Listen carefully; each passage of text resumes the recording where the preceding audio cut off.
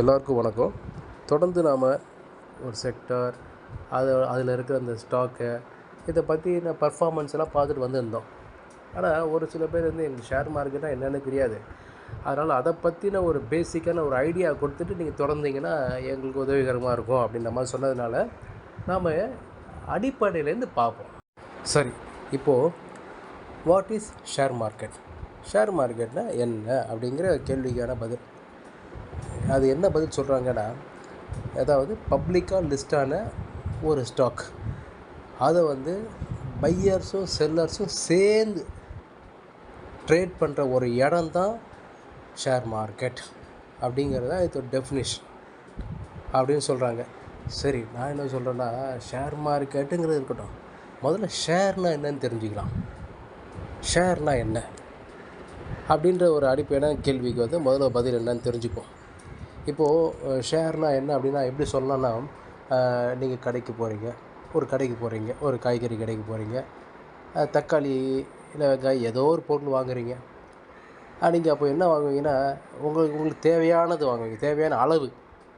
அப்போ 1 கிலோ தக்காளி கொடு, இல்லை ஒரு 2 கிலோ தக்காளி கொடுங்க, ஏதோ ஒன்று சொல்லி அந்த அளவோடு சொல்லி, அதாவது உங்களுக்கு தேவையானது, உங்களால் முடிஞ்சது தேவையானது ஒரு பகுதி வாங்குறீங்க. அவர்கிட்ட 20 கிலோவுக்கு 30 கிலோ கூட இருக்கும் தக்காளி. ஆனால் நீங்கள் வாங்குறதுனா 1 கிலோ, 2 கிலோ, இல்லை அரை கிலோ, அந்த மாதிரி ஒரு பார்ட். ஸோ இந்த பார்ட்டை தான் நம்ம ஷேர் அப்படின்னு சொல்கிறோம். இதை இன்னொரு மாதிரி நம்ம புரிஞ்சுக்கலாம். எப்படின்னா, ஒரு இடம் வாங்க போகிறீங்கன்னு வச்சிங்க, ஒரு கிரவுண்டு, ஒரு பிளாட் வாங்க போகிறீங்க அப்படின்னா, அந்த பிளாட் வந்து நீங்கள் விலை கேட்கும்போது அந்த ஓனர் சொல்கிறாரு, பிளாட்டோட ஓனர் சொல்கிறாரு, இது வந்து 1 கோடிங்க. அப்படியா, சரின்னு சொல்லிட்டு நீங்கள் என்ன பண்ணுறீங்க, 1 கோடி கொடுத்துட்றீங்க. அவர் என்ன பண்ணுறாரு, உடனே சரிங்கன்ட்டு ஒரு 2 நிமிஷம் இருங்கன்ட்டு பக்கத்தில் போயிட்டு கடப்பார மம்மூட்டினா கொண்டு வந்து அப்படியே அதை வேரோட பேத்து உங்கள் தலையில் வச்சு அனுப்ப போகிறது கிடையாது. என்ன பண்ணுவார் அவர்? ஒரு பேப்பர், அதாவது இது என்னோடய இடம், இந்த இடத்த வந்து நான் இவருக்கு கொடுத்துட்டேன், இந்த விலைக்கு கொடுத்துருக்கேன், இவர்கிட்ட இந்த பணத்தை வாங்கிட்டு இந்த விலைக்கு கொடுத்துருக்கேன், இது இந்த ஜில்லாவில், இந்த வட்டத்தில், இது மாதிரி அந்த ஏரியாவெல்லாம் குறிப்பிட்டு, அதே மாதிரி அது என்ன சைஸ், இது ஒரு ஏக்கராகவும் இருக்கலாம், ஒரு சென்ட்டாகவும் இருக்கலாம், இல்லை இவ்வளோ ஸ்கொயர் ஃபீட்டுன்னு இருக்கலாம், எல்லாத்தையும் மென்ஷன் பண்ணி, சர்வே நம்பர் உட்பட எல்லாத்தையும் மென்ஷன் பண்ணி அவர் ஒரு டாக்குமெண்ட்டாக பண்ணுவார், லீகல் டாக்குமெண்ட்டாக பண்ணுவார். அந்த டாக்குமெண்ட்டு தான் ஷேர். அந்த இடம் தான் கம்பெனி. ஸோ உங்களுக்கு ஒரு பகுதியாக கொடுக்குது. ஸோ இதுதான் நம்ம ஷேர் அப்படின்னு புரிஞ்சுக்கணும். சரி, இப்போ ஷேர் அப்படிங்கிறது ஓகே. ஆனால் எதுக்காக இந்த ஷேரை வந்து மார்க்கெட்டில் எல்லோரும் கொடுக்குறாங்க, எல்லா கம்பெனியும் கொடுக்குது அப்படின்ற, இது எதுக்கு பண்ணுறாங்க அப்படின்னா, இப்போது இப்படி வச்சுக்கலாம். நான் வந்து ஒரு கம்பெனி ஆரம்பிக்கணும், எனக்கு தேவை வந்து ஒரு 10 கோடி ரூபா முதலீடு இருந்தால் தான் அந்த கம்பெனி என்னால் உருவாக்கி ரன் பண்ண முடியும். ஆனால் என் கையில் இருக்கிறது 1 கோடி தான். அப்போது நான் என்ன பண்ணணும்? லோன் வாங்க முடியும். என்னால் லோன் வாங்க முடியும். பேங்க்கில் போய் லோன் அப்ளை பண்ணுறேன். புது கம்பெனிக்கு, இப்போ ஸ்டார்ட் அப் கம்பெனிக்கெலாம் நிறைய லோன்லாம் கொஞ்சம் ஈஸியாக கிடைக்கிது, அதனால் எனக்கும் கிடைக்கிதுன்னு வச்சுக்கலாம். ஆனால் முதல் மாதத்துலேருந்தே நான் வந்து என்ன பண்ண ஆரம்பிக்கணும், கடன் வாங்கின முதல் மாதம், அதாவது அடுத்த மாதத்துலேருந்து நான் இஎம்ஐ கட்ட ஆரம்பிக்கணும். ஸோ அது ஒரு கமிட்மெண்ட். அதே மாதிரி வேலை செய்கிற வேலையாட்களுக்கும் சரி, கம்பெனியில் மற்றபடி மெயின்டெனன்ஸு, இந்த மிஸ்லேனியஸு எல்லாத்தையுமே ஒரு ஓவர் ஹெட்ஸாக கொண்டு வந்து அது ஒரு பெரிய கமிட்மெண்ட்டாக நிற்கும். மாதம் அதெல்லாம் கட்டியே ஆகணும், அது தவிர்க்கவே முடியாத ஒரு கமிட்மெண்ட் ஆகிடும். 1. 2வது, இந்த கமிட்மெண்ட்டை நான் வந்து சம்பாதிக்கணும் என்னோடய வியாபாரத்துலேருந்து தான். அப்போது இந்த கமிட்மெண்ட்டை நான் சம்பாதிச்சாலே அது வந்து என்ன சொல்லலாம், பிரேக் ஈவன் அப்படின்னு சொல்லலாம். இதை அப்படியே கட்டிகிட்டே வரலாம். இந்த கமிட்மெண்ட்டு முடிஞ்சு பணம் எதாவது மிஞ்சிச்சுன்னா அது லாபம். ஸோ இந்த பிரேக் ஈவன் ஃபஸ்ட்டு வருதான்னு தெரியணும். அந்த பிரேக் ஈவன் எதுக்கு அப்புறம் வரும்? அந்த பிரேக் ஈவன் 6 மாதம் கூட ஆகும் வர. அப்போ 6 மாதம் வரைக்கும் கம்பெனி மைனஸில் தான் போகும், இல்லை 1 வருஷம் கூட ஆகும். ஸோ அப்படிங்கிற போது எனக்கு என்ன ஆகும்னா, அந்த பணம் அந்த பிரேக் ஈவனே வரல அப்படின்னா கேபிட்டல்லேருந்து தான் கரையும். கேபிட்டல்லேருந்து தான் கரையும். அதனால் இப்போது லோனுங்கிற இந்த ஐடியா வந்து சரியான ஐடியா கிடையாது. நான் அதை விட்டேன். அப்போ அடுத்தது என்ன பண்ணலாம்? ஏன்னா என்னால் கமிட்மெண்ட் வச்சுக்க முடியாது. அடுத்தது என்ன பண்ணலாம் அப்படின்னா, நம்ம ஃப்ரெண்ட்ஸு, ரிலேட்டிவ்ஸு இவங்க கிட்டலாம் காசை வாங்கலாம். இப்போ நான் இது மாதிரி வியாபாரம் ஆரம்பிக்கிறேன், நல்ல வியாபாரம் அப்படியே அந்த வியாபாரத்தை பற்றிலாம் சொல்லிவிட்டு, இவ்வளோ பொட்டென்ஷியல் இருக்குது, இவ்வளோ லாபம் வரும்லாம் சொல்லி அவங்க ஒரு 10 பேர்கிட்ட சொன்னாலே போதும். அவங்களாம் 50 லட்சம் 75 லட்சம் 1 கோடின்னு யாராவது 10 பேர் கொடுத்தாங்கனால எல்லாரையும் பார்ட்னர் ஆக்கிடலாம், உள்ள வியாபாரத்தை ஆரம்பிச்சிடலாம். ஆனால் இதில் ஒரு சிக்கல் என்ன அப்படின்னா, நாளைக்கு நான் ஏதாவது ஒரு முடிவு எடுக்கணும் அப்படின்னா என்னோடய முடிவு வந்து தன்னிச்சையான முடிவாக இருக்காது. எல்லார்கிட்டையும் கேட்கணும். அதில் வந்து 2 பேர் வந்து ஓகேன்னுவாங்க, அதில் 3 பேர் வேண்டான்னுவாங்க, இன்னொரு 4 பேர் வந்து அது அப்படியே இருக்கட்டும்னுவாங்க. அதனால் இது வந்து சரிப்பட்டு வர. ஏன்னா எனக்கு அதில் கண்ட்ரோலே இருக்காது. என் முடிவே என்னால் எடுக்கவே முடியாது. அப்போது லோனும் என்னால் கமிட்மெண்ட் ஆகிடும். இப்போ இதில் என்னோடய முடிவும் கண்ட்ரோலும் இருக்காது. அப்போ நான் என்ன தான் பண்ணுறது? ஸோ அதுக்காக தான் என்ன பண்ணாங்க அப்படின்னா, ஷேர்ஸ் அப்படின்னு ஒன்றத்தை உருவாக்கி இந்த ஷேர்ஸை வந்து மக்கள்கிட்ட கொடுக்குறது. இது எப்படி கொடுக்கலாம் அப்படின்னா, இப்போது 10 கோடி ரூபா இந்த ஷேரோட இந்த கம்பெனியோட வேல்யூ அப்படின்னா, நான் என்ன பண்ணலான்னா அதை வந்து 100% 10 கோடிங்கிறது 100% ஷேர்ஸ் சேர்ந்தது தான் 10 கோடி. அப்போ நான் என்ன பண்ணுறேன் அப்படின்னா, அதை வந்து ஒரு ஷேர் 10 ரூபான்னு சொல்லி 1 கோடி ஷேரை அதை பிரிச்சிடுறேன்.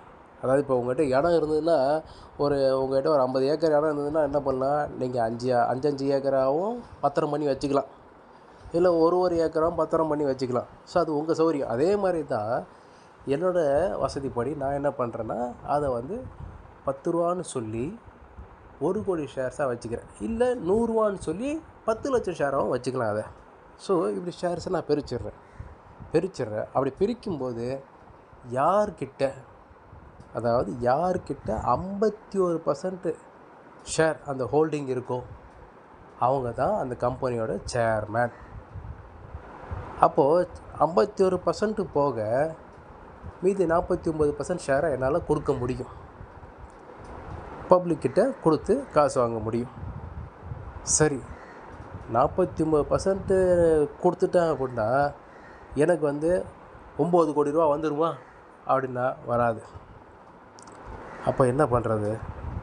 அப்போ நான் என்ன பண்ணணுன்னா, மீதி இருக்கிற 90% கொடுத்தாகணும். 10% மட்டும் கையில் வச்சுட்டு மீதி 90% கொடுத்துட்டேன்னா நான் அந்த கம்பெனியோட சேர்மேனாக இருக்க முடியாது.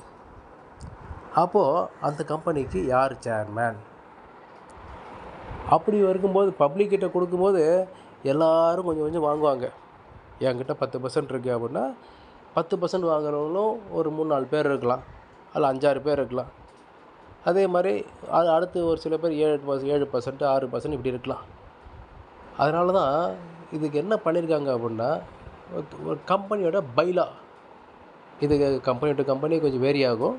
ஸோ இந்த கம்பெனியோட பைலா என்ன சொல்லுதுன்னா, 8லேருந்து 10% வச்சுருக்கிற எல்லாருமே அந்த கம்பெனியோட டிசிஷன் மேக்கர், ஓனர், நிர்வாகம் பண்ணலாம் அப்படின்னு சொல்லிட்டாங்க. அவங்க சேர்ந்து இந்த வியாபாரம் பண்ணலாம், நிர்வாகம் பண்ணலாம் அப்படின்னு. ஏன்னா அவங்க எல்லாருமே ஓனர்ஸ் அப்படின்ற மாதிரி சொல்லிட்டாங்க. அப்போது இவங்க எல்லோரும் ஓனர்னால் அது எப்படி இருக்கும்? எல்லோரும் சேர்ந்து ஒரு முடிவு எடுக்கணும். அதுக்கு அப்போ முதல்ல பிளான் பண்ணாமல் பார்ட்னர்ஷிப்லேயே போயிருக்கலாமே. ஆனால் அது எல்லோரும் சேர்ந்து பண்ணோன்னா அது வந்து அந்த கம்பெனி ஒரு சரியான பாதையில், வளர்ச்சியான பாதையில் போகாது. அது ஒருத்தர் முடிவு தான் எடுக்கணும். அந்த முடிவை மற்றவங்ககிட்ட சொல்லி அதுக்கப்புறம் ஒரு டெசிஷன், ஒரு மீட்டிங்மாக அரேஞ்ச் பண்ணிலாம் பண்ணுவாங்க. ஆனால் எல்லாத்தையுமே வந்து கன்சல்ட் பண்ணலாம் பண்ண முடியாது. ஒரு சில முடிவுகளில் அந்த சேர்மேனோ இல்லை அதுக்கான ஒரு அதிகாரியோ தான் பண்ண முடியும். ஸோ இப்படி இருக்கும்போது என்ன பண்ணிட்டாங்கன்னா, அப்போ என்ன பண்ணுவாங்க, இந்த 8லேருந்து 10% வச்சுருக்க ஷேர்ஸ் வச்சுருக்க எல்லோரும் ஓனர்னு சொல்லும்போது இவங்க எல்லோரும் சேர்ந்து இவங்க எல்லோரும் என்னென்னு முதல்ல சொல்லுவோம், board of directors or board of members. இந்த மெம்பர்ஸ் எல்லாம் சேர்ந்து என்ன பண்ணுவாங்க அப்படின்னா, ஒரு எக்ஸிக்யூட்டிவ் ஆஃபீஸர், அவர் பேர் தான் CEO, that is chief executive officer appoint பண்ணுவாங்க. ஏன்னா யாருமே அதில் இப்போது சேர்மேன் கிடையாது. எல்லாருமே ஈக்குவல் ஷேர் ஹோல்டர்ஸ் தான். அப்படின்னும் போது அவங்க எல்லோரும் சேர்ந்து ஒரு சிஇஓ அப்பாயிண்ட் பண்ணுவாங்க, தலைமை நிர்வாக அதிகாரி. அவர் என்ன பண்ணுவார், எல்லா முடிவையும் எடுத்து கம்பெனியை ஒரு சீரான பாதையில் கொண்டு போவார். இதுதான் இந்த சிஸ்டம். ஸோ இதுக்காக தான் வந்து ஷேர்ஸை வந்து கொடுத்து எல்லாரையும் மக்கள்லாம் உள்ளே கொண்டு வந்து ஒரு கம்பெனியை ரன் பண்ணுறதுக்கான வழியை வகுக்குது எல்லா கம்பெனியும். இப்போ நீங்கள் எக்ஸாம்பிளுக்கு கூகுள் எடுத்துங்க, சிஇஓ. ஏன்னா அதில் சேர்மேன்லாம் கிடையாது. அதே மாதிரி இந்த சிஇஓ இருக்க கம்பெனிலாம் மோஸ்ட்லி வந்து சேர்மேன்லாம் இருக்க மாட்டாங்க மோஸ்ட்லி. ஆனால் ஒரு சில கம்பெனியில் இருக்கலாம், சேர்மேனும் இருப்பார், சிஇஓவும் இருப்பாங்க. எப்படி அதுங்க சேர்மேன் வந்து சிஇஓ? ஏன்னா சேர்மேன்னா 51% வச்சுருக்க சேர்மேனு, 51% இல்லாமல் எல்லாருக்கிட்டையுமே கொஞ்சம் ஈக்குவலாக 8% 10% இருந்ததுன்னா அந்த இடத்துல வந்து சிஇஓ தானே வருவார். அப்படின்னா அப்படி கிடையாது. அதாவது சேர்மேன் இருப்பார், ஒன்று அவருக்கு வயசாகிட்ருக்கும், இந்த வியாபாரத்தில் கொஞ்சம் இது பண்ண முடியாது, ஃபோக்கஸ் பண்ண முடியாது, இல்லை அவருக்கு நேரம் இருக்காது, அவர் பலதரப்பட்ட வியாபாரங்கள் கையில் வச்சுருப்பார். அப்போ அவர் என்ன பண்ணுவார்னா, அவர் வந்து ஏன்னா அவர் சேர்மேன், 51% ஸ்டேக் இருக்குது, ஸ்டேக்குன்றது இதில் ஷேர்ஸ் இருக்குது. அப்போ அவர் என்ன பண்ணுவார், அவர் நியமிக்கலாம் ஒரு சிஇஓவை. எப்பா நீ பார்த்துக்கோ, இவங்க எல்லாருக்கிட்டையும் பதில் சொல்லு, என்னங்கிற என்கிட்ட ரிப்போர்ட் பண்ணுன்ற மாதிரி கொண்டு போயிடலாம். ஸோ இதுக்காகத்தான் இந்த ஷேர்ஸை வந்து எல்லா கம்பெனியும் வெளியில் விற்று, மார்க்கெட்டில் விற்று பணத்தை கலெக்ட் பண்ணி ஒரு கம்பெனியை உருவாக்கி அதை ரன் பண்ணுறாங்க. இதுதான் இதோட அடிப்படை. சரி, ரைட்டு. இப்போ ஷேர்ஸை விற்கணும்னு முடிவு பண்ணியாச்சு. எங்கே விற்கிறது அப்படிங்கிறத நம்ம அடுத்த பார்ட்டில் தொடர்ந்து பார்ப்போம். நன்றி, வணக்கம்.